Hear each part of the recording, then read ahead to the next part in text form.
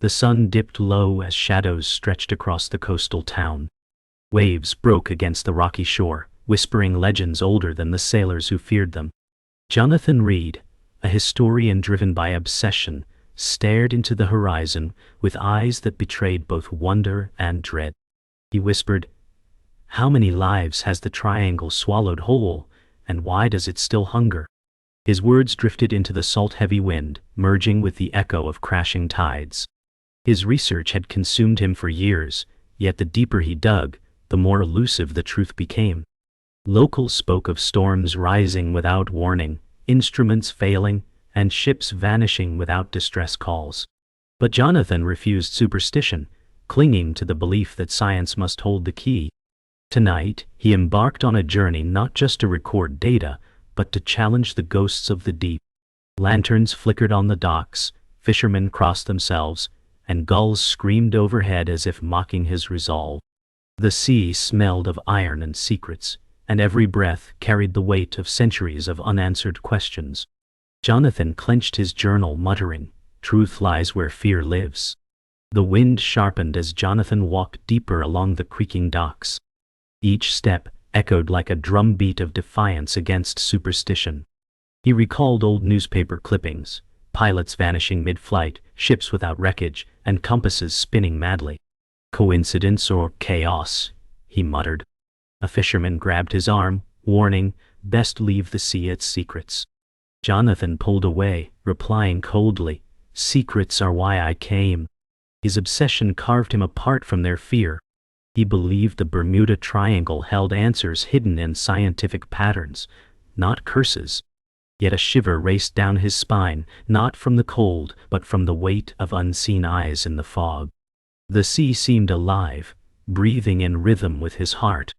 Jonathan reached the far edge of the dock, where the sea stretched endlessly into shadows. He knelt to feel the water, icy against his fingers. The ocean seemed to pulse with life, a heartbeat beneath the waves. He remembered voices of lost sailors, echoing in archived tapes. Fear, static, then silence. He whispered, "I will not be silence." The fog thickened, swallowing shapes until even lanterns blurred. Somewhere in the haze, gulls screamed like lost souls. Jonathan's pulse raced, not from fear but from anticipation. Every mystery left unsolved burned him, pulling him further toward the abyss. The tide surged harder, slamming wood beams with hollow thuds. Jonathan thought of the first explorers who mapped these waters, their journals echoing with half-truths and myths. He muttered, "Maps cannot cage storms." His voice trembled as he glanced at his own weather charts. Data, numbers, theories, none could explain why whole crews disappeared without trace. A sudden gust tore a page loose, sending it spinning into the waves. He reached out, but the sea swallowed it instantly. He cursed, yet a strange calm followed, as though the ocean demanded tribute before granting truth. Jonathan stood frozen as his journal lost a page to the sea. The sound of wood groaning beneath him blended with the crash of waves. He closed his eyes, steadying his breath. For years he had lived with questions no one dared ask aloud. He whispered to himself, "If the sea takes, I will take back." He turned sharply toward the fisherman still watching him from afar, whose face carried pity. Jonathan ignored him and stepped forward, his boots thudding louder. The fog swallowed his outline until only the echo of his defiant footsteps remained. Jonathan reached the weather-beaten door of a cluttered office tucked behind the docks. Books, charts, and old instruments cluttered the room, giving the air of secrets too heavy to discard. He had come seeking Dr. Evelyn Hart, a marine scientist known for her stubborn refusal to indulge in myths. She looked up, adjusting her glasses with sharp eyes that measured him instantly. Jonathan said, "You know more about the triangle than anyone here." Evelyn smirked, replying, "I know storms, tides, and human error. The rest is tavern talk." He placed his journal on her desk, maps spilling with accounts of vanishings. Her smirk faded slightly as she whispered, "You chase ghosts?" Jonathan leaned forward, voice firm, "I chase truth." Her silence lingered, caught between skepticism and curiosity. Evelyn tapped the journal with her fingers, eyes narrowing as she studied faded reports. Storm fronts, faulty instruments, pilot error, she recited, as if dismissing every line. Jonathan countered sharply. How do errors erase entire crews without a trace? She raised her head slowly, meeting his defiance with calm. You want monsters, she said flatly, but the sea makes no promises. He clenched his fists, fighting the urge to shout. Evelyn sighed and leaned back in her chair, muttering, You sound like a man chasing death. He replied coldly, Better death than ignorance. The air between them thickened with tension, two minds unwilling to yield. The argument cooled into uneasy silence, broken only by the ticking of an old brass clock on the shelf. Evelyn finally leaned forward, resting her elbows on the desk. Why risk everything chasing this? She asked, voice quieter now. Jonathan's eyes burned with conviction as he whispered, Because truth doesn't hide forever. Only cowards do. Her lips tightened, the weight of his obsession cutting through her skepticism. She thought of her own years at sea, of storms that had nearly killed her, of nights when compasses spun like cursed needles. There are answers science cannot comfort you with, she said. Jonathan replied, Then I'll take answers without comfort. Evelyn rose from her chair, pacing near the window where fog pressed against the glass. She muttered, You're not the first who came with certainty, but certainty sinks faster than ships. Jonathan followed, his voice steady, and yet someone must try. She turned sharply, her face etched with equal parts frustration and admiration. You're obsessed, she snapped. He smiled faintly, answering, Obsession uncovers what comfort buries. Her hands tightened around the window frame, torn between reason and the pull of curiosity. At last, she whispered, If you're going, you'll need someone who knows storm. Jonathan exhaled slowly, sensing the shift. Evelyn turned back to him, resolve hardening in her eyes. I won't follow superstition, but I'll face a storm, she declared. Jonathan nodded, a rare glimmer of relief softening his stern face. Then we chase it together, he replied. For the first time, silence between them felt less like battle, and more like alliance. Yet Evelyn still muttered under her breath, Storms don't ask permission. He looked at her with iron calm, neither does truth. Outside, the fog rolled thicker, as if listening. Inside, two unlikely allies prepared to step into a mystery darker than either dared admit. The ship cut through black waters, as dawn's first light broke faintly over the horizon. Jonathan stood at the bow, the salty spray cold against his face, while Evelyn studied instruments below deck. He whispered, This sea hides something deeper than storms. Evelyn emerged, brushing hair from her eyes, muttering, Or maybe it hides nothing at all. The fog thickened as gulls vanished from view, leaving an unnatural silence in their wake. Jonathan gripped the railing harder, his obsession warring with unease, while Evelyn's skeptical gaze softened slightly, sensing that logic alone might not steady this journey. Waves struck harder, rocking the vessel, as Evelyn cursed under her breath at a compass spinning erratically. Magnetic disturbance, she said, though her voice lacked conviction. Jonathan leaned over her shoulder, eyes locked on the needle, dancing wildly. Not storms, he murmured, something stronger. Evelyn shot him a glare, but her hands trembled slightly as she adjusted dials. The ship's engine groaned, echoing like a warning from the deep. For the first time, Evelyn's rational certainty bent under the weight of anomalies science couldn't easily tame. Jonathan's eyes burned with vindication, but also with fear he dared not name. Lightning cracked in the distance, illuminating monstrous waves that rose higher with each passing minute. Evelyn shouted over the roar, "We should turn back." Jonathan gritted his teeth, replying, "And miss the truth? Never." Rain lashed their faces, each drop stinging like needles. The storm howled, but beneath it was something stranger, a low hum vibrating in the hull.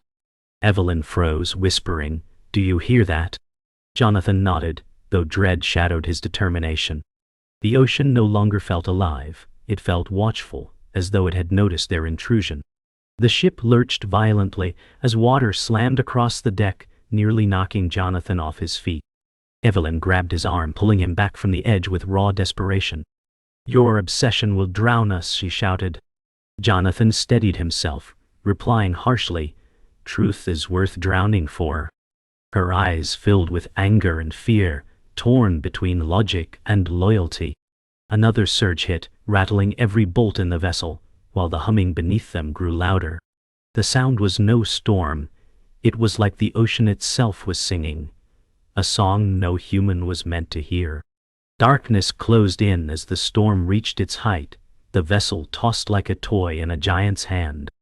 Evelyn's face was pale, but her grip on the controls was iron. Jonathan moved beside her, bracing against the chaos. "We're past the point of turning back," he said. She glared at him but did not argue, her silence carrying reluctant acceptance. For a brief instant, the storm's roar faded, leaving only the unearthly hum beneath the waves. Both froze, staring at each other in recognition of something unnatural. In that silence, fear and obsession became allies. The storm eased into an eerie calm, the ocean glassy and unnatural, under a bruised sky. Jonathan leaned over the bow, his eyes narrowing as he spotted a sleek vessel approaching from the mist. Its silhouette carried authority, a predator gliding silently. Evelyn joined him, muttering, "That's no fishing boat." The vessel drew close, bearing insignia Jonathan recognized from academic reports long buried. A figure emerged on deck, Dr. Marcus Kane, a man once lauded for research but now vanished from public record. His voice cut across the water, commanding and cold, "Turn back. Some truths are poison." Jonathan's heart clenched. Kane had been his mentor before exile, and now he stood as a guardian of silence. Evelyn whispered, "The keeper of secrets." Jonathan's jaw tightened. Then he's already chosen his side. Kane's ship drew alongside theirs, metallic hull dwarfing their vessel. He raised a megaphone, words echoing like a verdict. "The triangle is not yours to unearth. It belongs to those who guard balance." Jonathan shouted back, "Balance is an excuse for fear." Kane's lips curled into a faint smile, more pity than amusement. "Knowledge destroys faster than storms," he replied. Evelyn stepped forward, her voice sharp, "and ignorance saves no one." Kane's calm never wavered. "You're playing with fire in waters that already burn." Jonathan's eyes blazed, voice trembling. "Then let me burn if it means truth." Kane's silence weighed heavier than the storm. Evelyn muttered low so Kane could not hear, "He's not here to argue, he's here to bury." Jonathan nodded grimly. Kane spoke again, his tone quiet yet absolute. "You will not map what must remain uncharted." Jonathan raised his journal high, pages fluttering in sea wind. "Every secret dies in light," he roared. Kane's voice lowered, chilling in its certainty, and some secrets dragged the light into darkness. The silence that followed carried centuries of warning. Evelyn's eyes darted between them, feeling the abyss between belief and denial. Jonathan whispered only for her, "He thinks he owns the truth." She whispered back, "He fears it." The waves began to stir again, as if responding to the tension between them. Kane raised his hand, and from his ship's deck crew unfurled strange devices, metallic instruments humming with low resonance. Evelyn's breath caught, whispering, "He's using interference tech." Jonathan glared, "To silence the ocean, or us." The devices pulsed, and suddenly their ship's instruments went wild, compasses spinning, dials screaming. Evelyn wrestled with controls as Jonathan shouted, "He means to blind us." Kane's voice carried above the hum, cold and resolute, "This is your only warning." Jonathan's defiance cut back across the distance. "We don't turn away from truth." The hum grew unbearable, vibrating through the hull, rattling bones and teeth. Evelyn cried out, "Hell, tear the ship apart." Jonathan steadied himself, eyes fixed on Kane. "If knowledge is poison," he shouted, "then I'll drink it to the last drop." Kane's face hardened, no longer calm but edged with warning. "Then you'll choke on it," he thundered back. Jonathan gripped the railing with white-knuckled fists, defiance etched into every line of his face. Evelyn's voice cracked with desperation. "Jonathan, stop this before it kills us both." But he did not move. His eyes locked with Kane's, two wills colliding like titans across a restless sea. The triangle itself seemed to hold its breath. The storm receded, leaving a sky bruised and heavy with silence. Jonathan stood at the deck's edge, chest heaving as Kane's vessel faded into mist. Evelyn collapsed against the wheel, exhaustion painted on her face. "Hell follow us," she muttered. Jonathan nodded grimly. "And someone is already helping him." She snapped her head up, alarmed. "What do you mean?" Jonathan pulled a crumpled page from his journal. His notes had been copied. "There's a traitor among us," he said coldly. Evelyn's lips parted in disbelief, but her eyes betrayed a flicker of suspicion. The triangle had claimed trust as its first casualty. That night, lantern light flickered in the cabin, shadows stretching across maps and instruments. Evelyn whispered, "You think Kane has someone here?" Jonathan's voice was steel. "Not think. No." Evelyn clenched her fists, her mind racing through possibilities. She recalled a man who had joined them at port, a young navigator named Daniel Cross. He had been eager, perhaps too eager. Jonathan's eyes narrowed, muttering, "Trust is the currency betrayal buys." Evelyn sighed, her voice cracking, "If you accuse without proof, you'll destroy us before Kane does." Jonathan's silence was sharper than accusation. The next morning Daniel emerged from below deck, cheerful, carrying coffee. "Row night?" he asked too casually. Jonathan's gaze cut like a blade, making Daniel falter. Evelyn forced a neutral tone. "We are holding course." Daniel nodded, but Jonathan's hand hovered near his journal protectively. The navigator shifted, his smile thin, eyes darting to the fog beyond. Jonathan whispered to Evelyn, "Watch him." Evelyn frowned, torn between reason and suspicion. For the first time their fragile alliance cracked, and silence between them was heavy with unspoken doubt. The triangle fed on mistrust, and its hunger was endless. Later, Evelyn found Daniel at the stern, scribbling notes. "What are you writing?" she asked sharply. He startled, clutching the paper too quickly. "Weather logs," he stammered. Evelyn snatched the page, eyes widening, detailed positions, charts, and notes identical to Jonathan's journal. Daniel's face hardened. "Kane offered safety," he confessed. Better his silence than the triangle's grave.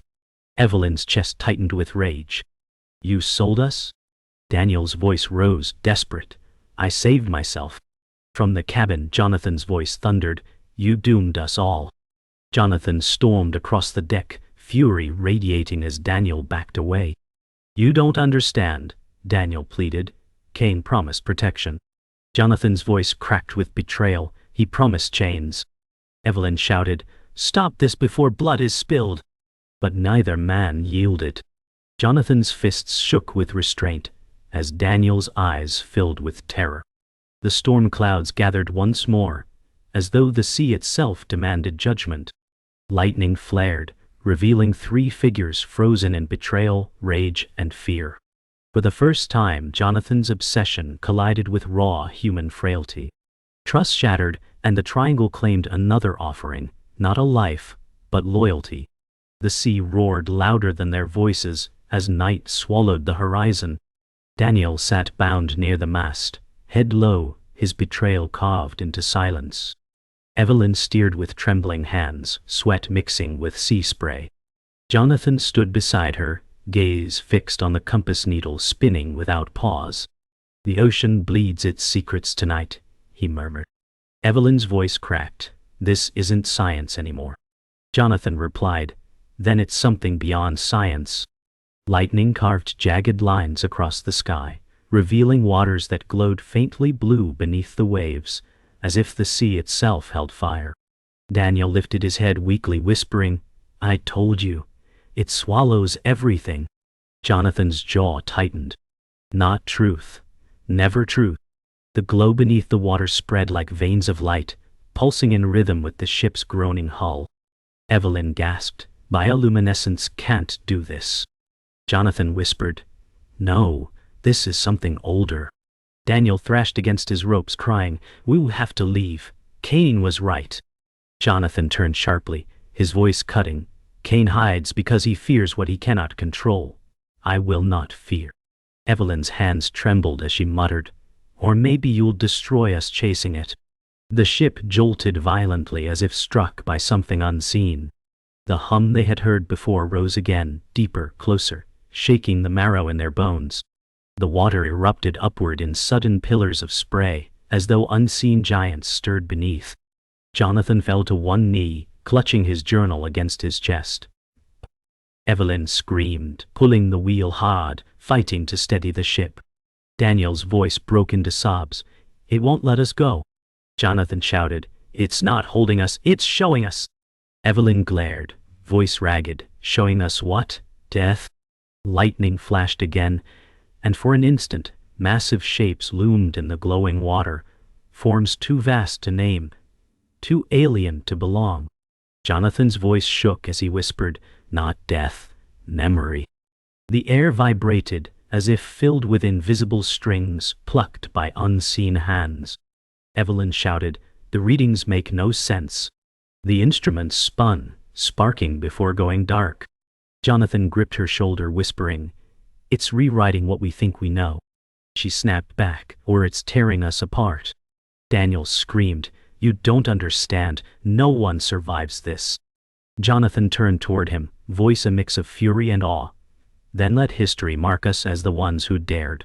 The ship groaned as light pierced through the fog, forming symbols that danced across the waves like language lost to time. The ocean calmed suddenly, as though exhausted from revelation. The blue light dimmed into stillness, leaving them adrift in haunting silence. Evelyn fell to her knees, whispering, "This isn't possible." Jonathan stared out at the water, his voice breaking. "It's not science or superstition, it's both." Daniel trembled, whispering, "It's a graveyard. You can't see it, but it sees you." The three stood in silence, bound together not by trust but by the weight of what they had witnessed. The Bermuda Triangle was no storm, no curse, no myth. It was alive, and it was waiting. The silence after the storm was heavier than thunder. Jonathan leaned against the railing, his breath ragged, eyes fixed on the ocean that seemed to pulse like a living heart. Evelyn whispered, "We shouldn't be here." Jonathan's voice was low but unyielding. "We were meant to be here." From the mist, a shadow emerged, Kane's ship returning, its lights cutting through fog like judgment. Daniel whimpered, "He's come to finish us." Jonathan's jaw clenched as Kane's voice carried over the water. "You saw too much. Now you must choose. Silence or the sea's wrath." Evelyn's gaze flickered between the two men, knowing this was no longer about survival, but about who owned the truth. Kane's voice cut like steel. "Knowledge is a curse. It consumes everything." Jonathan shouted back, "Knowledge is freedom, not chains."